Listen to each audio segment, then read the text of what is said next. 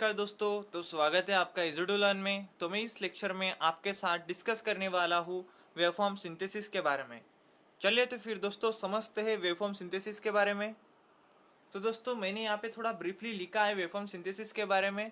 तो चलिए हम इसको पढ़ते हैं और अच्छे से समझ लेते हैं वेवफॉर्म सिंथेसिस के बारे में कि आखिर क्यों हम हमारे इस सब्जेक्ट में वेवफॉर्म सिंथेसिस का टॉपिक पढ़ रहे हैं और क्यों पढ़ रहे हैं। ठीक है दोस्तों, waveform synthesis is a method to determine the component waveform of a desired waveform। मतलब कि दोस्तों वेवफॉर्म सिंथेसिस जो है वो एक मेथड है। उस मेथड में हम क्या करते हैं दोस्तों, हमारी कंपोनेंट वेवफॉर्म जो है वो डिटरमाइन करते हैं। ठीक है, कौन सी वेवफॉर्म से दोस्तों, हमारे डिजायर्ड वेवफॉर्म से। ठीक है दोस्तों, अब देखो डिजायर्ड वेवफॉर्म जो है वो कौन सी वेवफॉर्म होंगी।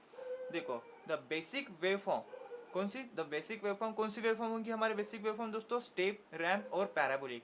ये जो तीन वेवफॉर्म है, ये तीन बेसिक वेवफॉर्म है। इस तीनों वेवफॉर्म के कॉम्बिनेशन से हमारी डिजायर्ड वेवफॉर्म फॉर्म होंगी। ठीक है दोस्तों, तो दोस्तों उस डिजायर्ड वेवफॉर्म से हम क्या कर सकते हैं, हमारी कंपोनेंट वेवफॉर्म जो है वो फाइंड आउट या फिर डिटरमाइन कर सकते हैं। ठीक है दोस्तों, चलिए तो फिर दोस्तों अब हम थोड़ा डिस्कस कर लेते हैं स्टेप, रैंप, पैराबोलिक और हमारे इम्पल्स फंक्शन के बारे में। ठीक है, इसके बारे में दोस्तों मैंने आपके साथ इसके आगे के लेक्चर में अच्छे से डिस्कस किया था जब हमने लैपलास ट्रांसफॉर्म के बारे में देखा था। ठीक है, तभी मैंने ये सारे पैरामीटर्स जो ये सारे फंक्शंस जो है वहाँ पे डिस्कस किए थे आपके साथ। उसको ही मैं क्या करूँगा, उसको यहाँ पे आपके लिए ओवरलुक करके दे दूंगा। ठीक है दोस्तों, क्योंकि ये जो फंक्शंस है, ये जो चार फंक्शन है, ये हमारे इस वेवफॉर्म सिंथेसिस में बहुत ही इम्पोर्टेंट फंक्शन है। उस फंक्शन के थ्रू हमको क्या मिलता है दोस्तों, हमारी डिजायर्ड वेवफॉर्म मिलती है। ठीक है, फिर हम क्या करते हैं दोस्तों, उस डिजायर्ड वेवफॉर्म से हम हमारी कंपोनेंट वेवफॉर्म डिटरमाइन करते हैं। ठीक है दोस्तों, तो इसलिए हमको क्या करना है, इस चारों वेवफॉर्म को, चारों फंक्शन को अच्छे से पढ़ना है और इसके थ्रू उसके जो प्रॉब्लम है वेवफॉर्म सिंथेसिस के वो अच्छे से सॉल्व करना है। ठीक है दोस्तों, तो दोस्तों पहला फंक्शन है हमारा इम्पल्स फंक्शन। ठीक है, इम्पल्स फंक्शन, इसके बारे में मैंने आपके साथ अच्छे से डिस्कस किया था। इसके आगे के लेक्चर में मैंने ये भी कहा था इम्पल्स फंक्शन के बारे में कि इम्पल्स फंक्शन को हम किससे डिनोटेट करते हैं दोस्तों, डेल टी से। ठीक है, इसको हम डेल टी से डिनोट करते हैं। ठीक है दोस्तों, और देखो इसको हम कैसे रिप्रेजेंट करते हैं इम्पल्स फंक्शन को। देखो del T, del of T equals to del of T, T is equals to zero, zero, T is greater than zero. ठीक है, infinity, T is less than zero. ऐसा कुछ फंक्शन होता है दोस्तों। इस फंक्शन के थ्रू हम हमारे इम्पल्स फंक्शन को क्या बोलते हैं, रिप्रेजेंट करते हैं। ठीक है, तो देखो इसकी कुछ जो वेवफॉर्म होंगी वो कुछ ऐसी होंगी। इसकी वेवफॉर्म तो नहीं होंगी, इसकी जो ये रे होंगी, ठीक है, जो कहाँ पे लाइज होंगी दोस्तों, हमारे इस एक्सिस पे लाइज होंगी। ठीक है, क्योंकि हमारा ये जो डेल टी है वो किसका फंक्शन, इसका जो कोएफिशिएंट है वो क्या है दोस्तों, वन है। ठीक है, तो दोस्तों यहाँ पे मैं वन ले ही लेता हूँ। ठीक है, इसके बारे में भी मैंने आपके साथ अच्छे से इलेबोरेट किया था, अच्छे से डिस्कस किया था। ठीक है दोस्तों, तो देखो यहाँ पे जीरो, यहाँ पे टी, ठीक है, और यहाँ पे डेल टी। तो दोस्तों ये फंक्शन हो गया इम्पल्स फंक्शन। ठीक है, ऐसे ही हम हमारे जो तीन फंक्शन, चार फंक्शंस रह गए हैं उसके बारे में भी अच्छे से डिस्कस कर लेते हैं। ठीक है दोस्तों, तो दूसरा फंक्शन है हमारा स्टेप फंक्शन। स्टेप फंक्शंस को हम कौन से सिंबल से डिनोट करते हैं दोस्तों, स्टेप फंक्शन को हम यू ऑफ टी से डिनोट करते हैं या फिर आइडेंटिफाई करते हैं। ठीक है दोस्तों, यू ऑफ टी। ठीक है, तो दोस्तों इसको हम कैसे रिप्रेजेंट करते हैं यू ऑफ टी फंक्शन को। देखो u of T equals to A T is less than zero, zero, T is greater than zero. ठीक है, कुछ इस ऐसे फंक्शन से हम क्या कर सकते हैं, हमारे इस स्टेप फंक्शन को अच्छे से क्या बोलते हैं, डिटरमाइन कर सकते हैं। ठीक है दोस्तों, अच्छे से आइडेंटिफाई कर सकते हैं हमारे स्टेप फंक्शन को। ठीक है, तो देखो इसकी कुछ डायग्राम जो है, मतलब कि इसकी जो वेवफॉर्म होंगी वो कुछ ऐसी होंगी। देखो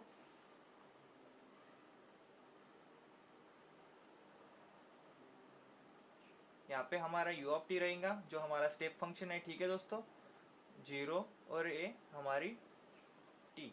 ठीक है, तो देखो हमारा क्या फंक्शन है, ए का जो कोएफिशिएंट है वो क्या है 1 है। ठीक है, तो इसकी जो वेवफॉर्म होंगी कुछ ऐसी होंगी हमारे स्टेप फंक्शन की। ठीक है दोस्तों, तो ये हो गया हमारा स्टेप फंक्शन। अब हम करते हैं डिस्कस हमारे रैंप फंक्शन के बारे में। ठीक है, तो थर्ड फंक्शन है हमारा रैंप फंक्शन।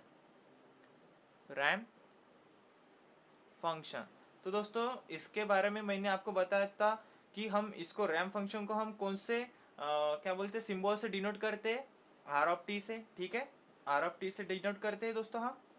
तो देखो इसको हम, इसका जो फंक्शन मैंने क्या लिया था, इसका एग्जांपल क्या लिया था दोस्तों, इसको डिस्कस करने के लिए रैंप फंक्शन को r of T equals to 0, t is less than 0, a T is greater than equals to 0। ठीक है, इसकी वेवफॉर्म कैसे आएंगी दोस्तों,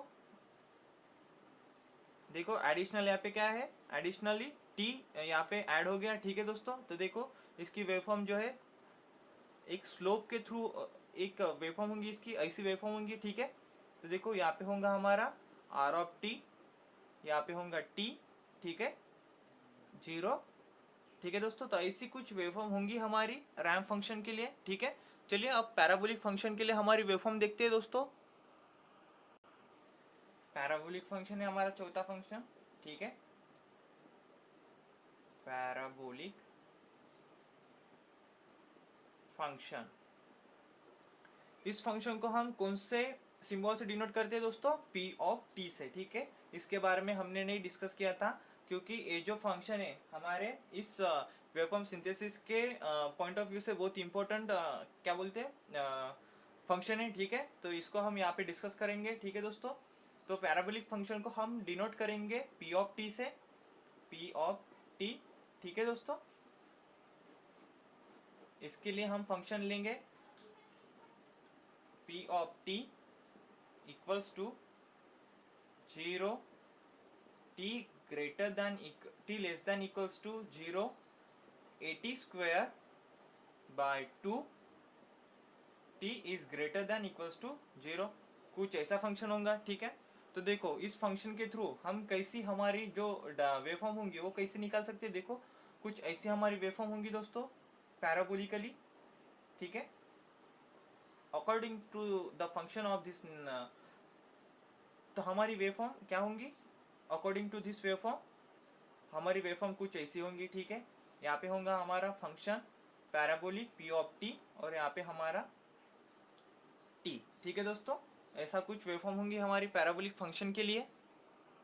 तो दोस्तों ये होगी हमारी चारों फंक्शंस जो हमने इस लेक्चर में अच्छे से डिस्कस की है हमारे वेवफॉर्म सिंथेसिस के पॉइंट ऑफ व्यू से। ठीक है दोस्तों, तो वेवफॉर्म सिंथेसिस का क्या इम्प्लीमेंटेशन है हमारे इस सब्जेक्ट में दोस्तों, कि हमारी जो डिजायर्ड वेवफॉर्म है उस डिजायर्ड वेवफॉर्म को हमको क्या करना पड़ता है, सॉल्व करना पड़ता है, और उस डिजायर्ड फंक्शन से हमको क्या फाइंड आउट करना पड़ता है, क्या डिटरमाइन करना पड़ता है दोस्तों, हमको हमारी जो कंपोनेंट वेवफॉर्म है वो डिटरमाइन करनी पड़ती है। और हमारे डिजायर्ड वेवफॉर्म के लिए हमारे डिजायर्ड वेवफॉर्म को कौन से फंक्शन से बनी होती है दोस्तों, हमारे स्टेप, रैंप और पैराबोलिक फंक्शन से बनी होती है। अगर हमको उस वेवफॉर्म को समझना है, उस वेवफॉर्म को सॉल्व करना है, तो सबसे पहले हमको उस फंक्शन के बारे में समझना पड़ता है दोस्तों, तो जो हमने यहाँ पे अभी समझ लिया है दोस्तों। ठीक है, चलिए तो फिर अगले लेक्चर में हम वेवफॉर्म सिंथेसिस के ऊपर का एक प्रॉब्लम लेकर उसे अच्छे से सॉल्व करते हैं। ठीक है दोस्तों,